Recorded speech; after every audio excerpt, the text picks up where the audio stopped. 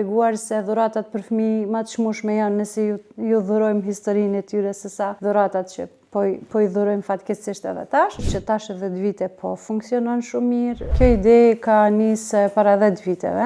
Do thot, unë jam master e shkencave ekonomike me profesion, do thot, po ashtu edhe fakultetin e gjuhës angleze. Në momentin që unë jam bonon për herën e parë, automatikisht unë ka ndryshuar mënyrat menduarit, stili i jetesës. Desh që Zoti unë gjinda shumë mirë, do thot fillova me një ide të shkruaj libra të personalizuar për fëmijë, por jo vetëm, shkruaj edhe për të rritur, por që fokusi im 95% është tek fëmijët për shkak se aty ndihem mirë, aty jam vetvetja dhe e di se si të shkruaj. Kështu që unë fillova thjesht me idenë nga nipi e Aroni, edhe libri im i parë titullohet Aroni dhe Kafshët, i cili pat si kërkesë të thjesht a ma shkru një libër, për shkak se sa herë që ne kujdeseshim për të, ai kërkonte gjithmonë tregime. E kishim mësu që prej i vogël kur ishte ti lexonim, dhe shpesh kur nuk kishim libra aty, une ose nana ime ose motra ime, shpiknim tregime të ndryshme. Kështu që ai tha, pse nuk ma shkruan mu një libër timin. Kështu që më tha,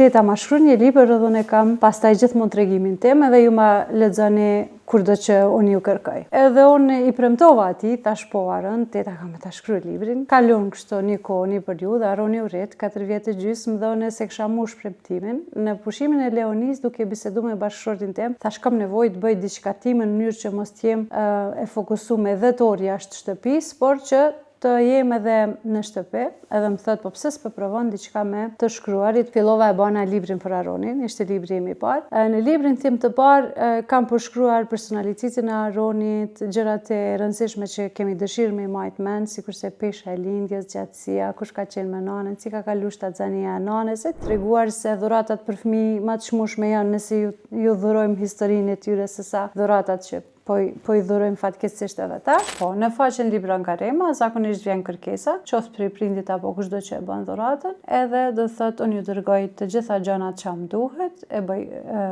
bëj përshkrimin, e bëjmë së bashku idenë se çysh po dëshiron me u zhvillu libri, pastaj i kërkoj edhe fotografit, momentin që plotësohen të gjitha të dhënat, unë veç filloj me punu librin.